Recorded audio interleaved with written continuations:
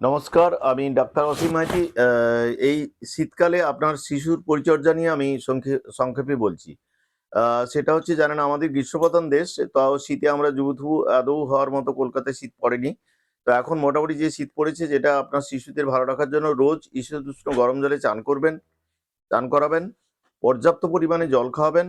আর আমি যেটা বলছি যে এই সময় শিশুরা সাধারণত গরম জামা কাপড় পরার জন্য ভিতরে প্রচন্ড পার্সপিরেশন বা সোয়েটিং হয়, তার জন্য শরীরে একটা ইন্টারনাল ডিহাইড্রেশন হয় এবং কনস্টিপেশন হয়। মানুষ নড়াচড়া কম করে বলে সেই জন্য কনস্টিপেশন বা যে খিদে ইত্যাদি, ক্ষুধামন্দ ইত্যাদি দেখা যায়। তো সেই জন্য আমি বলবো যে পর্যাপ্ত পরিমাণে জল খাবেন, ফ্রুট জুস, ফ্রুটস, এইসব গ্রিন লিফি ভেজিটেবলস এই সময় পর্যাপ্ত পরিমাণ পাওয়া যায়, সেটা খাওয়াবেন, রসালো ফল খাওয়াবেন। আর যেটা আমি বলতে চাইছি যে আপনারা ভিটামিন সি জাতীয় অর্থাৎ সাইট্রাস ফ্রুটস খাওয়াবেন, যাতে সর্দি কাশি প্রোটেকশন দেয়।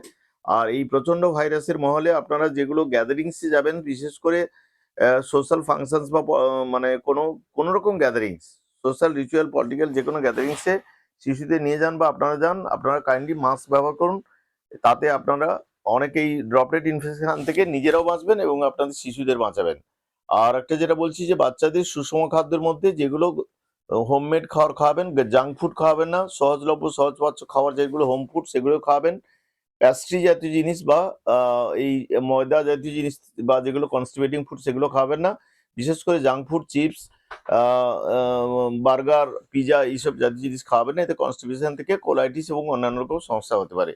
আপনার শিশুকে ভালো রাখার জন্য আপনারা ঠিক অপটিমাম টেম্পারেচারে রাখুন, অপটিমাম পোশাক পরান এবং রোজ ঈষদুষ্ণ গরম জলে চান করান এবং পর্যাপ্ত পরিমাণে জল খাওয়ান এবং মানে রসালো ফল এবং সাইট্রাস ফ্রুটস খাওয়ান। এগুলো বক্তব্য শেষ করছি। নমস্কার।